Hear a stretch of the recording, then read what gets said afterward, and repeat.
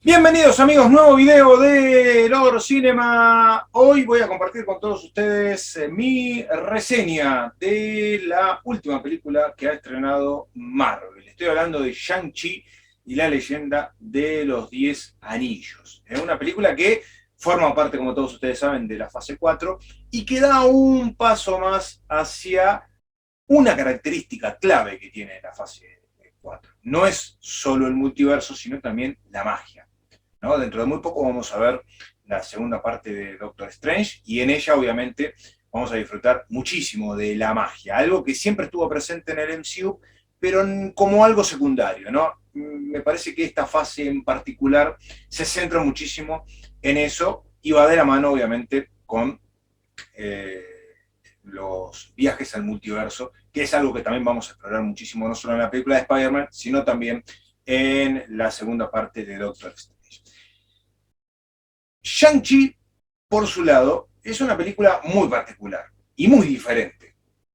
O al menos eso es lo que yo sentí cuando la vi, ¿no? Creo que tiene su propia personalidad, si uno la compara con las demás películas del MCU. Alguno por ahí me podrá decir, todas las películas tienen su propio sello, es cierto, pero creo que esta es la más independiente de todas. Uno puede sentarse a ver la película y salvo por dos o tres referencias muy específicas, que uno puede llamarlo fanservice o los pequeños enlaces, ¿no?, que la película tiene para que tengan relación con cosas que ya pasaron o con cosas que van a pasar, la película tiene, como a mí me gusta decirle, su propia personalidad, su propia independencia con respecto al resto. Tranquilamente uno puede sentar a una persona que jamás vio una película del MCU, pero que conoce a alguno de los personajes y jamás va a darse cuenta que esta película forma parte del universo marveliano.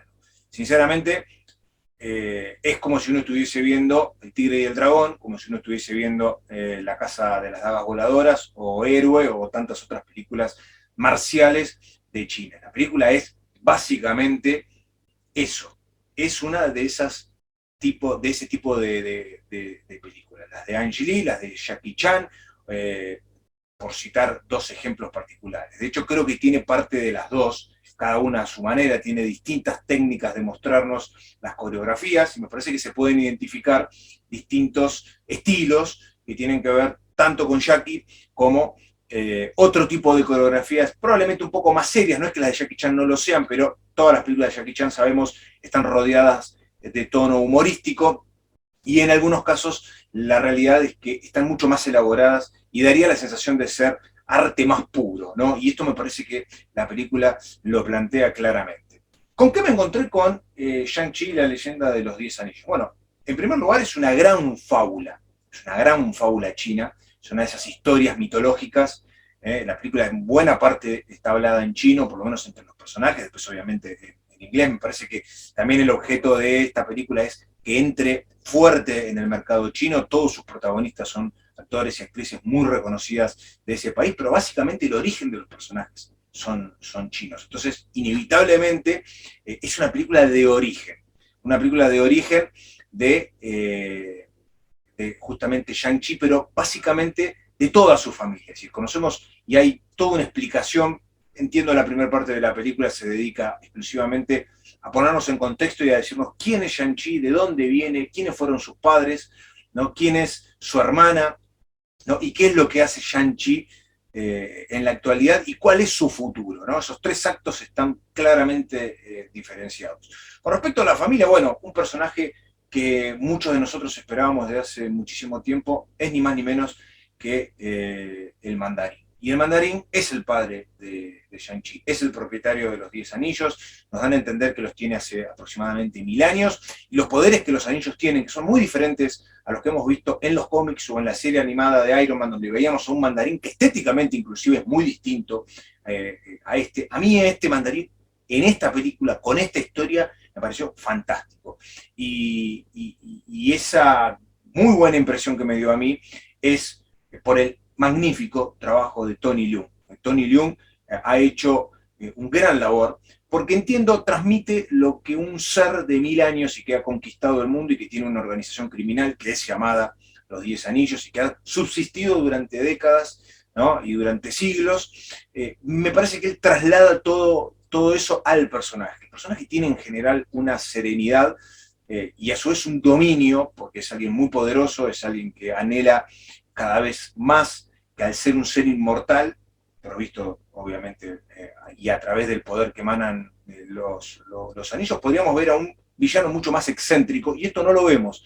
Vemos un personaje que transmite serenidad permanentemente. Me gustó mucho cómo estuvo planteado en esta historia. Obviamente uno tal vez espera del Mandarín algo distinto en otro contexto, pero creo que para esta historia el personaje está bien. La relación con su hijo Shang-Chi, toda la secuencia a modo de flashback donde vemos la infancia de él y de su hermana, cómo fueron entrenados por su padre, qué pasó con su madre, ¿no? Y después de lo que ocurrió con su madre, cómo su padre termina transformándose definitivamente en el Mandarín. Hay una escena en particular que es cuando el Mandarín conoce a quien después se va a estar transformando su esposa, y puedo asegurarles es un verdadero poema, un verdadero poema. Lei Kulu, que es la guardiana de las puertas de Talo. Talo es una especie de villa que está en otro plano, que está como en otro universo, en otra dimensión. Podemos hablar de multiversos en este caso. Bueno, es una aldea en donde habitan un montón de criaturas mágicas y ella es la guardiana. Toda esa secuencia en la que él trata de entrar por esa puerta y tiene que enfrentarse con Lei Kulu, y a raíz de ese enfrentamiento, entre comillas, terminan enamorándose y casándose y después teniendo hijos, es un verdadero poema. Por eso yo en ese caso tengo que diferenciar, porque toda la coreografía de ese combate es verdaderamente arte pura, arte que hemos visto en muchísimas películas marciales chinas, pero también también la película tiene de las otras, tiene las de Jackie Chan, que son un poco más explícitas, ¿no? Que tienen una forma de moverse muy diferente, la secuencia del micro, por ejemplo, ¿no? Del autobús en la que van, esa es muy al estilo Jackie Chan, y tiene también de las otras. Un poco en los trailers nosotros habíamos visto varias secuencias de pelea, esto se dijo muchísimo, varios de los críticos que han hablado de esta película hicieron referencia. Visualmente la película es muy buena, es fantástica, y la verdad es que todas las coreografías son impactantes. Bien diferenciadas, porque podemos encontrar 2 o 3 tipos de coreografías distintas, pero la verdad, la película en sí, vuelvo a repetir, tiene su propia personalidad. ¿Quién es Shang-Chi? Bueno, hijo de un gran varón del crimen, como es el Mandarín, alguien que le dio 10 años de su vida para que él pueda perderse en los Estados Unidos y ser un ballet parking, estos que estacionan autos, que está con Katy, que es su amiga, maravilloso el personaje de Awkwafina, una actriz muy graciosa, se complementa muy bien con Simu Liu, que la verdad ha tenido su primer protagónico, que para mí cumple con creces en esta película de origen. Yo quiero ver mucho más de estos personajes. Me parece que ellos dos manejan muy bien, tienen muy buena química. La película, como todo film de Marvel, tiene momentos cómicos, no tantos como uno hubiese esperado. A mí hay algunos que me parecieron un poco forzados, pero otros, en general, han sido muy, muy divertidos, y creo que esto va de la mano con la química que tienen ellos dos. Una vida normal que él tiene, con un pasado oculto, ¿no? Donde él se escapa de la organización de su padre y décadas después es justamente el Mandarín quien reclama que su hijo vuelva a la organización. A partir de ahí, la película va construyendo la historia familiar, porque básicamente Shang-Chi, la leyenda de los 10 anillos, es una película familiar. Y en buena parte del film nos cuenta la historia de esta familia, ¿no? Las diferencias de él con su hermana al principio, las diferencias que los dos tienen con su padre, su madre muerta, y cómo esto afectó al Mandarín y lo terminó transformando en el villano. Tal vez uno tiene un recuerdo del Mandarín un poco más déspota o un poco más implacable. Este lo es también, pero yo insisto, Tony Leung transmite una serenidad a la hora de caracterizar al personaje que a mí, para este tipo de relato, me parece fantástico. Me parece muy bien hecho. Quizás si uno lo viera al Mandarín en otro contexto, probablemente uno exigiría, entre comillas, uno no está para exigir, pero digamos, uno demandaría poder ver algo más parecido a lo que hemos visto en los cómics. Hay algunas diferencias que tienen que ver un poco con la estética de él, pero también con los anillos. Los anillos no son iguales. En los cómics podemos ver que son anillos convencionales, cada uno con una característica distinta. Acá son algo así como aros como pulseras, ¿no? Que están puestas en las manos, son 10, están cada 5 de cada lado, y esto le da superpoderes a quien los esté utilizando. Del origen de estos anillos poco se sabe, es decir, la película explora hasta cierto punto, ¿no? Dice que él los encontró, que los robó, cuando digo él, digo el mandarín, y que a partir de ahí elaboró y construyó su imperio hasta nuestros tiempos.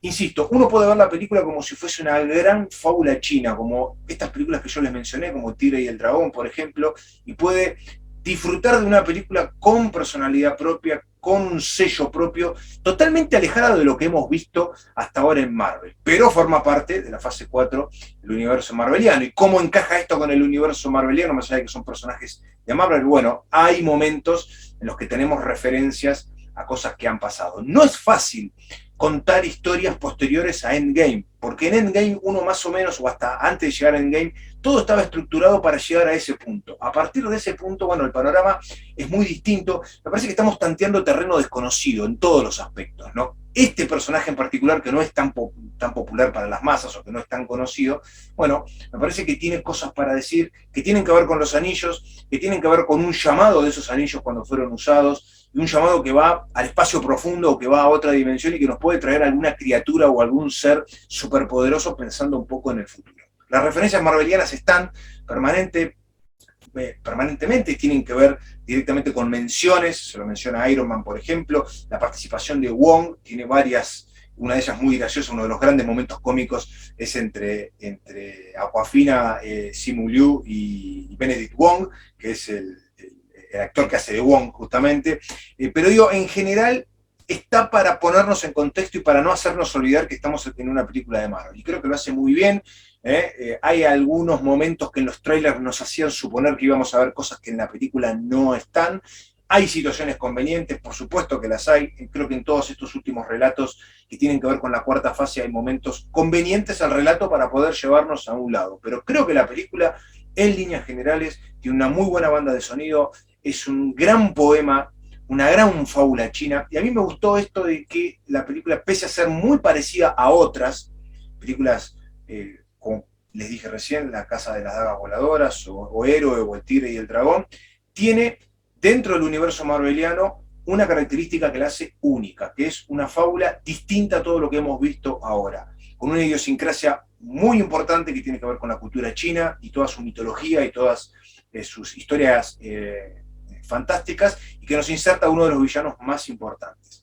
Debo decir que me sorprendió mucho que Ben Kingsley haya estado en la película interpretando a el falso mandarín, ¿no? A Trevor Slattery. No me desagradó que haya estado, él fue un bufón en la otra película, a mí no me había gustado el giro que había tenido Iron Man 3, yo quería ver al mandarín y me pusieron un mandarín falso, pero que acá esté el verdadero mandarín y que me haya gustado como me gustó la caracterización de Tony Leung, y que tengamos a este testaferro, como lo mencionan, también dentro de la fortaleza del verdadero mandarín, me pareció, creo que un guiño interesante y que probablemente le dé otro contexto si uno hace una review de la película de Iron Man 3. Creo que en general la película entretiene, tiene sus momentos divertidos, quizá la de menor humor a lo largo del repaso de películas marvelianas que uno puede hacer, pero estéticamente, visualmente y fundamentalmente las coreografías. Cuando hablamos de coreografías, las películas de Marvel las suelen tener, pero no de este tipo. Esto es, y es esta una película marcial al 100%. En el universo de Marvel, con guiños a lo que hemos visto y a personajes que ya hemos visto en películas de Marvel, pero que cuenta su propia historia de origen, y que entiendo, Simu Liu es ideal para caracterizar a Shang-Chi, un personaje que creo que tiene mucho para decir de cara al futuro, muy carismático. Creo que su relación con Awkwafina es fantástica, es genial. Me parece que hay un dúo ahí que a futuro pueden llegar a tener, no solo a modo de secuela de Shang-Chi, que creo que la va a tener, sino también en participaciones en posibles películas que formen parte de la cuarta fase del MCU. Así que creo que es una película que, sin entrar en mayores detalles, es divertida, es entretenida, tiene momentos realmente de pelea increíbles. Van a encontrar, aquellos que son consumidores de películas de artes marciales, muchos estilos de varios actores marciales y varias actrices marciales, y bien identificados en esta película. Para entrar en más detalles y en repasar los easter eggs y en todas las referencias que la película obviamente tiene y lo que puede llegar a pasar y los guiños que nos han dejado, les recuerdo que el próximo sábado vamos a estar a partir de las 17 horas de Argentina, sábado 11 de septiembre, con el debate en vivo por Lord Cinema. Ahí sí, con Cristian Juárez y con Walter Burger. Ahí vamos a estar analizando bien todo lo que la película ha dejado, lo bueno y lo malo, y qué es lo que nos puede llegar a presentar de cara al futuro. Así que recuerden darle like al video porque ayuda muchísimo, visiten Lord Cinema, suscríbanse al canal y nosotros nos estaremos reencontrando muy pronto con mucho más contenido para compartir con todos ustedes. Chao.